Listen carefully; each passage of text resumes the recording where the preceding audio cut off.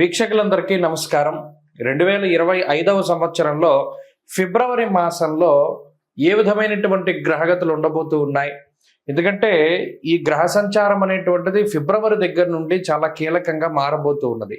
ఉదాహరణకి కుజునికి ఉండేటువంటి వక్రగతి పూర్తయిపోతూ ఉండడం, గురునకు ఉండేటువంటి వక్రగతి పూర్తయిపోతూ ఉండడం, అలాగే గ్రహాల్లో ప్రత్యేకమైనటువంటి మార్పులు ఇవన్నీ వెరసి ద్వాదశ రాశుల పైన పూర్తిగా ప్రభావాన్ని చూపబోతూ ఉన్నాయి.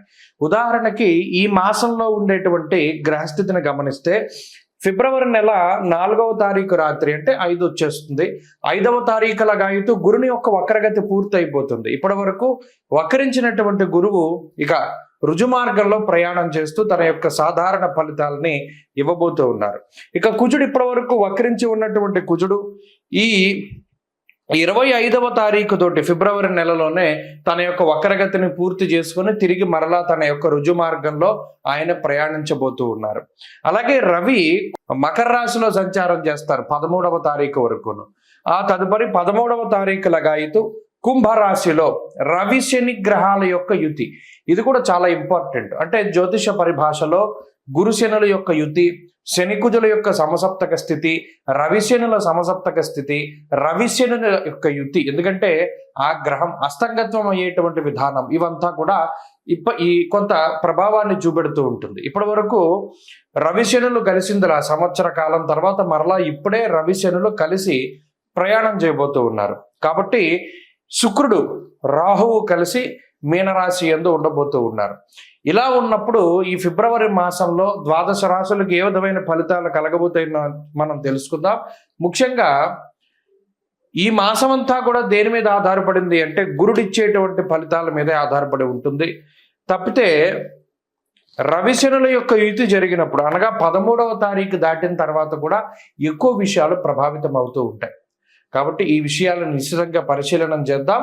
అందులో భాగంగా ద్వాదశ రాశుల యొక్క ఫలితాలని మనం చూద్దాం. వృశ్చిక రాశి వారికి ఫిబ్రవరి నెల ఏ విధమైన ఫలితాన్ని ఇస్తోంది అనేటువంటి విషయాన్ని పరిశీలన చేస్తే వీళ్ళకి చాలా గొప్ప ఊరట.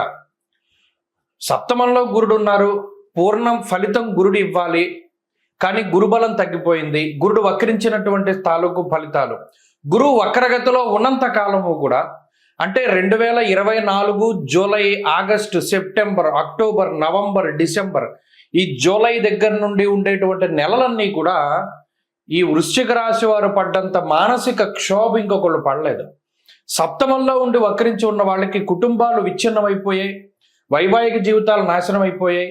చిన్న చిన్న పొరపచ్చాలు, చిన్న చిన్న మాట పట్టింపులు, కూర్చుని మాట్లాడుకుంటే సద్దుమణిగిపోయేటువంటి విషయాలు, అది చాలా పెద్ద పెద్ద డెసిషన్స్ వరకు వెళ్ళేటువంటి సావకాశం ఆ గురుని వక్రగతి వల్ల కలిగింది. పక్క వాళ్ళ ఇన్వాల్వ్మెంట్ జీవితంలో చాలా ఎక్కువగా ఉండేటువంటి రోజులు అవి. ఇప్పుడు మారే ఈ పరిస్థితులు. సప్తమ గురుడు పూర్ణంగా మరలా శుభ ఫలితాలు ఇచ్చేటువంటి రోజులు ఆసన్నమయ్యాయి. ఈ ఫిబ్రవరి నుండి మే వరకు ఉండేటువంటి గ్రహస్థితి అంతా గురుడు కాపాడతారు. అయితే ఇక్కడ ఇంకో విషయం ఏంటంటే అష్టమ కుజుని యొక్క దోషం. అదేంటంటే ఎప్పుడు ఏదో ఒక స్థితి, అర్ధాష్టమ శను, అష్టమ కుజుడు, అర్ధాష్టమ రాహువు, ఇలా ఎవరో ఒకళ్ళు ఇలా ఇబ్బంది పెట్టినా కూడా గురుబలం ఉన్నంత వరకు ఏమీ చెడు జరగదు. ఆ గురుడు ఒక్కరు కాపాడతారు. అది ఎంత పెద్ద సముద్రం అయినా, ఎంత లోతున్నా మునిగిపోతూ ఉన్న వాడిని ఒక చిన్న ధర్మాకోల్ షీట్ కాపాడినట్టు గురుడు ఏదో ఒక చిన్న వెసులుబాటు మీకు కల్పిస్తారు, ఏదో ఒకటి అడ్డు వేసి కాపాడుతూ ఉంటారు. అందుకని గురుబలం అంత ఇంపార్టెంట్ వృశ్చిక రాశి వారికి. ఇప్పుడు అది వచ్చింది. దానివల్ల అష్టమ కుజుడున్నా, అర్ధాష్టమ రవి ఉన్నా, అర్ధాష్టమ శని ఉన్నా, ఏ ఉన్నా సరే మీరు బయటపడగలుగుతారు. ప్రధానంగా ఈ మాసంలో గురుడు, బుధుడు, శుక్రుడు, చంద్రుడు ఈ 4 గ్రహాల అనుకూలత 45 నుండి 50% శుభ ఫలితాలకి కారణమవుతూ ఉన్నది. తత్ఫలితంగా గత 6 నెలలుగా చూసుకున్నటువంటి విషయాలన్నీ కూడా చాలా ఎదుగుదల ఈ మాసంలో కనబడుతుంది. వృత్తి ఉద్యోగాలలో, కుటుంబ పరిస్థితుల్లో, ఆధ్యాత్మిక సాధనలో, రాజకీయ రంగంలో, సినిమా రంగంలో, రియల్ ఎస్టేట్ రంగంలో, ఏ రంగంలో చూసుకున్నా, సాఫ్ట్వేర్ మొదలుకొని న్యాయస్థాన వ్యవస్థ వరకు అన్నిట్లోనూ ఉండేటువంటి వృశ్చిక రాశి వారు పీకల వరకు కూరుకుపోయి ఉన్నటువంటి పరిస్థితులను సైతం మీరు అధిగమించగలుగుతారు. ఇది చాలా గొప్ప మాసం. ఫిబ్రవరి మంచి అవకాశాలను ఇస్తుంది. అందిపుచ్చుకోవడానికి సిద్ధంగా ఉండాలి. అయితే ఇక్కడ ఇంకొక విషయం, తన కోపమే తన శత్రువు అనే విషయాన్ని దృష్టిలో పెట్టుకోవాలి. మనకి మంచి చేసేవాళ్ళు ఎవరు? మంచి ఎప్పుడూ కటువుగా ఉంటుంది. మన కోసం నిలబడేటువంటి వారు మనల్ని మనం ఎక్కడ తప్పు చేసినా వాళ్ళు కనిపెడతారు, తిడతారు అనేటువంటి విషయాన్ని దృష్టిలో పెట్టుకోండి. తిట్టేవాళ్ళు అందరూ చెడ్డవాళ్ళు కాదు. ఎందుకంటే మీ కోపం తగ్గించుకుంటే ఈ నెలలో మీరు బాగుపడతారు. ప్రధానంగా అష్టమ కుజుడు స్థాన నాశనాన్ని కలగజేస్తారు. ఉన్న ప్రాంతాన్ని వదిలిపెట్టి వేరే ప్రాంతానికి వెళ్ళడం. అర్ధాష్టమ శని, అర్ధాష్టమ రవి కుటుంబపరమైనటువంటి ఇబ్బందుల్ని కలగజేస్తారు. అయినప్పటికీ ఈ గురుబలం ఉన్న కారణం చేత యుక్తాయుక్త విచక్షణ, అంటే ఎవరు మంచి ఎవరు చెడు అనేటువంటి జ్ఞానం మీకు వస్తుంది. ఎక్కడ బైక్ మాట్లాడకండి, మీలో మీరు మాట్లాడుకుంటూ మీలో మీరు చక్కగా ఆలోచన చేసుకుంటూ ముందుకెళ్ళడం ద్వారా ఈ మాసం చాలా గొప్పగా ఉంటుంది.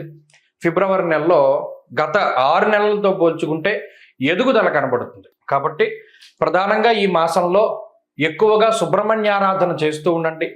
అలా చేయడం ద్వారా అనుకూలమైనటువంటి ఫలితాలు సిద్ధిస్తాయి. దక్షిణామూర్తి స్తోత్రాన్ని క్రమం తప్పకుండా పారాయణ చేయండి. దానివల్ల కూడా మంచి ఫలితాలు సిద్ధిస్తాయి. ప్రతికూలంగా ఉండేటువంటి గ్రహాలను కనుక గమనిస్తే శని, రవి, కుజుడు, నిజానికి ఈ 3 చాలా పీడించేటువంటి గ్రహాలు, చాలా ఇబ్బంది పెడతాయి. అర్ధాష్టమ స్థానం, అష్టమ స్థానం వీటికి అత్యంత క్రూరమైన స్థానాలు. అయినప్పటికీ మీ అదృష్టం ఈ సమయంలో గురుడు వక్రగతిని వదిలిపెట్టి కేంద్రంలో ఉన్నారు. కాబట్టి అన్ని రకాల అవరోధాలని దాటగలుగుతారు. ఎన్ని రకాల విపత్తులు వచ్చినా మీకు దానికి తగినటువంటి, ఎన్ని చిక్కుముళ్ళైనా దానికి సంబంధించినటువంటి సమాధానాలు దొరుకుతాయి. ఎంత లాక్కుబడిపోయినా దానికి సంబంధించిన కీ దొరుకుతుంది. కాబట్టి భయపడకుండా, కోప్పడకుండా నిశితంగా ముందుకు వెళ్ళండి.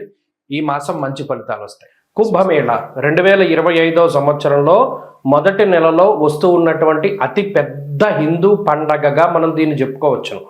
కానీ చాలామంది మనలో, అంటే కుంభమేళ అనగానే మనకి నాగసాధువులు కనబడతారు. అలాగే ప్రయాగరాజ్లో జరుగుతూ ఉన్నది, భారీ సెట్టింగులు కనబడుతూ ఉన్నాయి. నిజానికి కొన్ని కోట్ల మంది, 40 కోట్ల మందికి పైగా ఈ కుంభమేళాలో పాల్గొంటారు అని చెప్పి అధికారికంగా వినిపిస్తూ ఉన్నటువంటి మాటలు.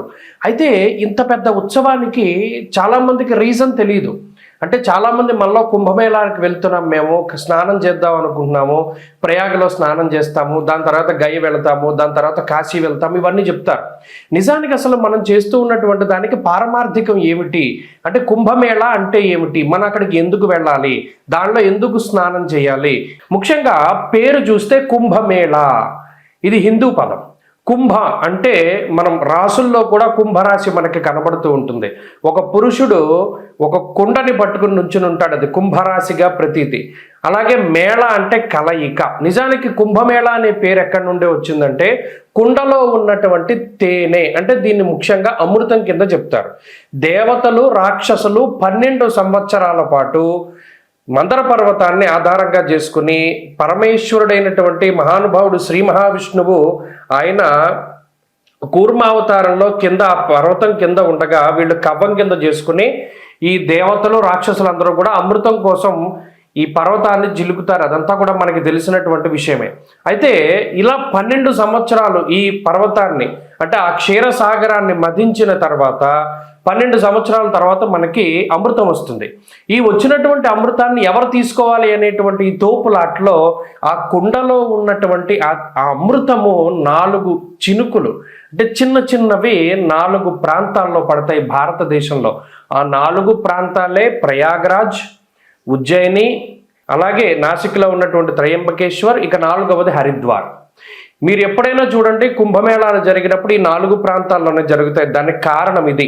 ఆ అమృతం, ఆ కుండ ఏదైతే మహానుభావుడైనటువంటి శ్రీ మహావిష్ణు స్వరూపంలో ఆయన ధన్వంతరి తీసుకొచ్చినటువంటి అమృత కలశం ఉన్నదో దానిలో నుంచి 4 బిందువులు పడ్డాయి భారతదేశంలో ఈ 4 ప్రాంతాల్లో. అందుకనే ఈ 4 ప్రాంతాల్లోనూ కుంభమేళా అనేటువంటిది నిర్వహిస్తారు. ఫస్ట్ ఆఫ్ ఆల్ ఈ పాయింట్ మనం గుర్తుపెట్టుకోవాలి. ఇక రెండవది, ఎప్పుడెప్పుడు జరుగుతాయండి కుంభమేళా అంటే, ప్రతి కుంభమేళా అంటే ఇందులో మనం ఒకటి గుర్తుపెట్టుకోవాలి, 12 సంవత్సరాలకి ఒకసారి కుంభమేళా జరుగుతుంది. అయితే ఇది ఎలా జరుగుతుంది, కాల నిర్ణయం 12 సంవత్సరాలు. ఇప్పుడు మనం గురుని బట్టే మనం పుష్కరాలు వస్తూ ఉన్నాయి. గురుని బట్టి ఎందుకు వస్తాయి పుష్కరాలు, అది కూడా మనం ఆలోచించాలి. మనం గుడ్డిగా వెళ్ళిపోకూడదు. ఓకే, గురుని బట్టి పుష్కరాలు వస్తాయి అంటే ఎందుకు వస్తాయి, ఇక్కడ దేవగురుడైనటువంటి బృహస్పతికి సంబంధించినటువంటి మానము ఒకటి ఉన్నది, అంటే కొలత. బారుహస్పత్య మానము అన్నాం. ఇప్పుడు మనం ఉన్నాము చాంద్రమానాన్ని అనుసరిస్తాం. సౌరమానం ఒకటి ఉంటుంది, బారుహస్పత్య మానం ఒకటి ఉంటుంది. ఇలా కాలానికి ఉండేటువంటి కొలమానాలు ఒక్కొక్క గ్రహాన్ని ఆధారంగా చేసుకుని ఒక్కొక్కటి ఉంటూ ఉంటాయి. ఇప్పుడు ఉత్తరాదిలో ఉండేటువంటి కొలమానం అంతా బారుహస్పత్యమానము, సౌరమానము అంటారు. ఈ సౌరమానం, బారుహస్పత్యమానాల ఆధారంగా సూర్యుడు, గురుడికి సంబంధించినటువంటి గ్రహ గమనాలను బట్టే ఈ కుంభమేళా వస్తూ ఉంటుంది. ఈ రవి గురుల యొక్క మార్పులు, ముఖ్యంగా రవి గురులు ఇద్దరూ కలిసి వృశ్చిక రాశిలో ఉన్నప్పుడు ఉజ్జయినిలో ఈ కుంభమేళా నిర్వహిస్తారు. అలా కాక రవి మకర రాశిలో సంచరిస్తూ గురుడు వృషభ రాశిలో సంచారం చేసినప్పుడు ప్రయాగలో కుంభమేళా నిర్వహిస్తారు. అలాగే రవి మేషరాశి యందు, గురుడు కుంభరాశిలో ఉండగా హరిద్వార్లో కుంభమేళా నిర్వహిస్తారు. అలాగే రవి గురులు ఇద్దరు కూడా సింహరాశిలో సంచారం చేస్తూ ఉన్నప్పుడు ఆ సమయంలో నాసిక్లో ఉన్నటువంటి త్రయంబకేశ్వర్లో మనకి కుంభమేళా నిర్వహిస్తారు. కాబట్టి ఎప్పుడు పడితే అప్పుడు రావు. ఇందులో 12 సంవత్సరాలకి ఒకసారి కుంభమేళా వస్తుంది. 12 కుంభమేళాలు పూర్తయితే దాన్ని ఒక మహాకుంభమేళా అన్నారు. అంటే ఈ లెక్కన మహాకుంభమేళా ఎప్పుడు వస్తుంది?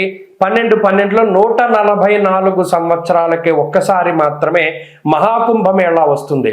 ఈ కుంభమేళా వచ్చింది అంటే ఈ 45 రోజుల పాటు సిద్ధులు, యోగులు, మునులు, ఋషులు, కంటికి కనబడనటువంటి శరీరాలతో తిరుగుతూ ఉండేటువంటి వారు, తేజస్వరూపులు, దేవతలు, యక్షులు, కిన్నెరలు, కింపురుషులు, గంధర్వులు ఎవరైతే ఉన్నారో వారందరూ కూడా ఈ కుంభమేళాలో స్నానం ఆచరిస్తారు. అందుకనే దానికి అంతటి ప్రాధాన్యత.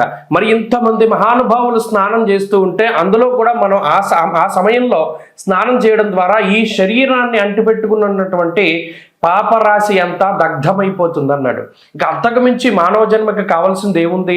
ఆ స్నానం ద్వారా కుంభమేళాలో ఈ శరీరాన్ని భగవంతుడిచ్చినందుకు, ఈ శరీరంతోనే కాకుండా గత జన్మల్లో చేసినటువంటి సంచిత ఆగామి ప్రారబ్ధ కర్మలన్నింటినీ కూడా పోగొట్టుకోవడానికి ఇదొక అద్భుతమైనటువంటి అవకాశం. స్వస్తి.